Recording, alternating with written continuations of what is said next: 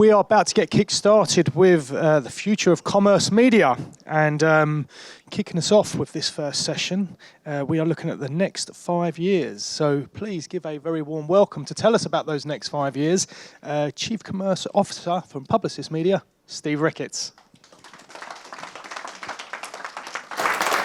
Thank you, Steve. Thank you for inviting me here today. So this morning you've heard around the future of AV, and I'm here in the next 15 minutes to take you a whistle-stop tour through the next 5 years of commerce media. And I thought, what better place to start than 8 decades ago? So 8 decades ago was the first ever legal TV ad. Does anyone here know what it was? It was 1941, 1st of July, New York, between baseball game. It was, and I'm going to reenact it for you in a moment. It's here. America runs on bull overtime. And that was the first ever TV ad that was legal. A couple of things around that. It's essentially a poster running with a radio voiceover. It borrowed from the media that had gone before to create that experience. And if we think around the 1980s and the TV and the AVOD and the BVOD that we're seeing today, we see much more creativity. And it actually takes time for an industry to understand, how does this media really work? This works beyond, I don't know what's happened with the titles, I apologise, but actually if we look beyond in other media, we'll see that horseless carriage emerged to the car, the electric candle became the light bulb, the wireless telegraph became mobile. These things fundamentally transformed our society. And again, with our human need to simplify things, we give new things old labels that underestimate the impact. And that same thing is happening with retail media. Retail media, shopper media, commerce media, all different definitions. In reality, given the intersection of disciplines that we're coming from, we're not going to have a really nice, consistent way of thinking around those. But as a generalization, retail media is on-site. So that's kind of things like search and display that very much borrow from Google. They borrow from the display that we see out on the open web. We see off-site using retailer first-party data, and this is going into video on demand using dunnhumby and Boots data to power what's there. And it's in-store, particularly focused on in-store digital. If we talk around shopper media tends to mean things that are in-store, tends to mean things that are more physical rather than digital. And if we talk around commerce media, tends to be a superset of these, including some performance media driving to D2C, although some people would include the middle one in commerce media rather than retail media. If we look around what the value of this, $1 billion here, $1 billion there, pretty soon we're talking some serious money. Globally, it's around 128 billion. The US and China and actually Amazon are driving a lot of that. But if we look at the UK, it's worth around 4 billion today, doubling to around 8 billion over the next 3 years. My perspective on why it's growing so much are 3 reasons. It's around consent, it's around intent, and it's around measurement, the 3 N's. So retailers have first-party data. If you want that product to get delivered to your house, you have to tell them your name and address, you have to give them your payment details. There's an element of trust that goes into that relationship. And if we think around grocery or think around Amazon or those things that you frequently purchase, you tend to stay logged in.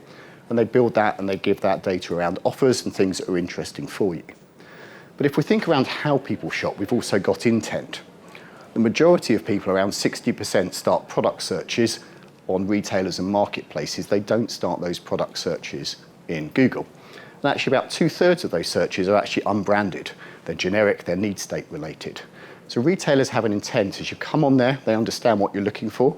And even more importantly, you've got context. They're in a shopping environment, they're in a shopping mindset. And then we put that together with measurement. One of the things you'll hear today and all around the retail media is the importance of closed loop. Really, this means people like Boots Advantage Card or Tesco Club Card, they've got that data and understand. So you can begin to actually get incrementality. You can understand switching behaviour. You can understand a lot around what's going on. So actually one of the fantastic strengths of retail media is that measurement, but it's also one of its weaknesses.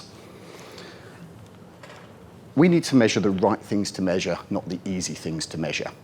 And by this, I mean, actually, with that closed loop, it's very easy to understand actually what's happened in that particular retailer. Have I shifted? Have I hit my objectives? Have I done what my campaign is supposed to?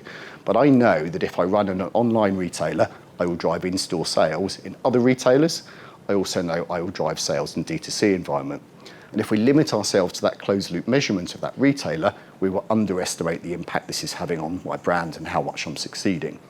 There's also a bit of a fixation on ROAS, return on ad spend. Again, it's easy to measure that. How much ad spend did you have? How much sales did you make? There's a simple calculation to understand that, but it's not the right thing that we should be measuring. It's a bit like click-through rate and many of the other things from the early days of digital. We need to shift to the right kind of things, and that might be a normalised ROAS. One of the grocery retailers in the UK, the ROAS is based on what you order. Another one is based on what gets delivered to your house after substitutions and out of stock. So actually you need to normalise those and understand the difference before you start making optimisation decisions. But really what we should be looking is incrementality. And we also should be looking at this throughout the funnel. We should be making top of funnel experiences shoppable, make it nice and easy to go through and complete that journey for the shopper. We should take out the negative friction in those journeys. But we also add some positive friction at the bottom of the journey. For example, tell your brand story at the point of purchase, do the cross-sell, do the upsell, explain the rest of the range that you have. The other really important trend around this is kind of clean rooms, and Amazon Marketing Cloud is a good example of that. A clean room is effectively a place you could put lots of data, ask it some questions and get it out. And we've got some really good experience with that with Zenith, for example, where kind of combining all of this data and looking at how different ad channels work together means we drove a 246% increase in the core campaign metrics for one of our clients. But actually it goes beyond understanding what you do with retail media. You've got to get the basics right. Even 10 years later, we're still seeing brands not quite getting this right. But if you're going to drive people through to buy your product, make sure you've got the right imagery, make sure you've got the right titles, make sure you've got the right content. If you do that, and ASOS, I'm sure we'll talk about this later as well, you drive conversion. But you also drive discovery because people can find those products more easily. The one on the left was Bird's Eye, made that optimization across grocery, and it gave a 10% sales uplift. Again, looking at the right metric here. We're looking at sales, we're not looking at other things.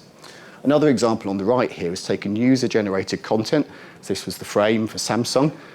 People had taken a picture of it in their own house. Taking that, putting it into retailer websites to really help people make that decision in the content as they're going down to that final point of, should I buy this? Am I going to buy this? But actually, if we also took that up further up the funnel, we saw actually a 5 times uplift in click to conversion for people exposed to that user-generated content, paid social, versus people who are seeing the normal paid social adverts. So actually, how do you take this throughout there? I think the second trend we'll talk around is more scale. There actually is some fairly good numbers and some projections around where this is going. The other thing I'm just going to talk around here is remember that retailers are shopper first and media owners second. I think this is one of the differences we'll see from some of the digital media owners in the past. If a retailer puts the wrong things or abuses some of the consent, they're going to lose a customer and it's going to cost them thousands. For something like a publisher that's around pure content, that might be a cost of pence. So we'll see a lot more conservatism around what they're going to do and how retail media is going to work in that shopper journey. And out of that trend, we're going to see more and more players entering. So some of this will be marketplaces being extended onto retailers. Some of this will be more retailers launching in with retail media.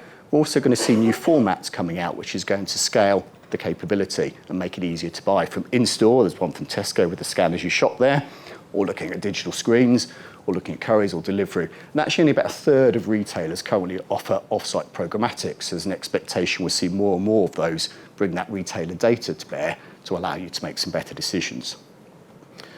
The third trend I want to talk around is setting up for the future, not setting up for the past. We're in a trough of fragmentation right now. It's getting increasingly difficult to buy retail media and commerce media. There are more and more platforms that Ian and his team have to log into to get things to work. There's different methodologies around attribution, getting the reporting back.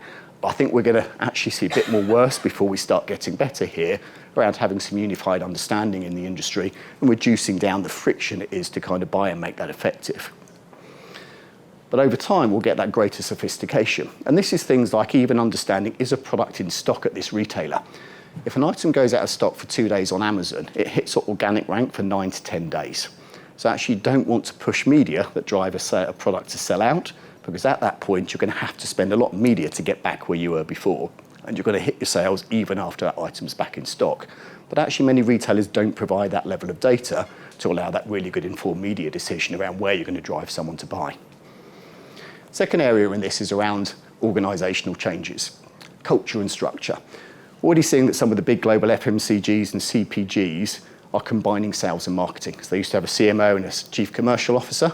Typically, some of those are now beginning to combine that under one. So the people who've been dealing with the retailers and doing in-store and shopper media, and the people who do media are now having a single budget with a holistic strategy around what to do. Mondelez Global is an example of one of these. We're seeing media agencies like ourselves structure and invest in more talent to be able to really deliver what we want from clients.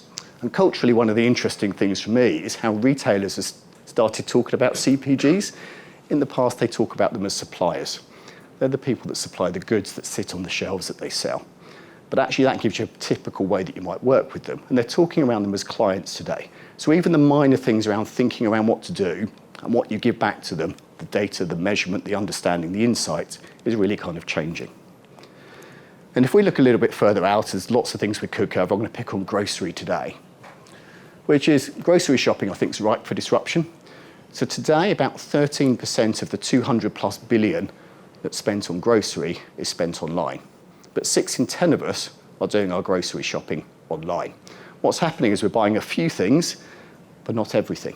And some of this is structural challenges.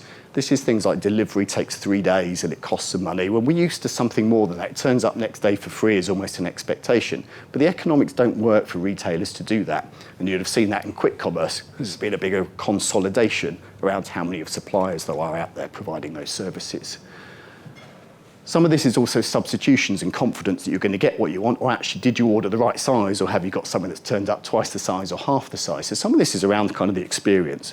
But if we forward wind, and no presentation would be brilliant without generative AI added in today.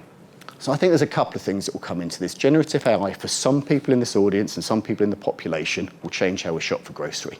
We'll be able to say something like, write me a weekly food plan in the style of Gordon Ramsay, family of 4, veggie, broccoli, got a budget, add it all to my basket. But I add it all to my basket by knowing what's already in the previous 4 baskets and understanding how quickly I consume those. You just make my life really easy. You can understand that that might be an interesting one. VR, AR, another one. Actually, Kantar, who do research on in-store shopping, one of the ways they best do that at the moment, they put people in VR and put them to walk around the virtual store. You can imagine for some people that habitual navigation around their favourite store, it's easier to do online shopping in that way. Actually, I think what would be much more interesting here is mixed reality. Imagine walking around your kitchen, looking at the items you want to buy and just being able to think or touch, and it gets added to your basket and delivered. But the thing about groceries, some of these things don't appeal to you. That's fine. Everyone has to consume groceries. So actually, we'll have that kind of split up and those different experience that matches up with what we want to do as shopper journeys. So if you're a brand, the question with things like this is, how do you be part of this? What do you need to do? How do you keep up with these changes in technology? For example, if you want to, if you chocolate pudding being added into that meal deal, actually, how would you do that? How would you succeed at Cadbury's in getting your products to be considered as part of that journey? These are some of the challenges for us to think around. Or if someone's doing that sleep shopping as they walk around the kitchen just ordering the same brand, how are you going to drive switching behaviour? And this is where we really go back to some of that measurement, some of the data that's available here to understand how shoppers really behave and therefore how we can influence them. So 2 themes to wrap up. It's all about me, it's all about you. It's not me, it's all about measurement and experience. So from a measurement point of view, we need to be using data to understand how people are shopping, what they want to do, and to understand the difference between a shopper and a consumer. So the shopper's the person that's buying it, the consumer's the person consuming it, and influencing those purchases. They're not always the same person, depends on the product. The other thing about measurement is we need to use the right metrics, not the easy metrics, and we're still there with that. From an experience point of view, think back to that creativity in that first TV ad. It just borrowed from the formats that had gone before it. And we're seeing the same thing with the retail media formats here, with both their creativity and some of the ways that they're delivered. And the second thing on experience, we really need to reduce some of that fragmentation, some of those challenges, and we're seeing some good work from bodies like the IAB and ISBA in kind of driving some of that, and we're also doing that with the retailers that we're working with. But finally, I guess my call to action to you guys in the room and everyone out there is, let's throw off those shackles of the past in terms of how things have been done in media. I think retail media is fundamentally going to transform. It's not just going to be another media channel, it's going to be beyond that. It's going to the data that sits behind all other forms of media, whether that's digital out of home, whether that's AV. It's going to transform the way we plan those audiences and the way that we measure those audiences in terms of understanding behaviour and the impact of things that we've done. Thank you very much for your time.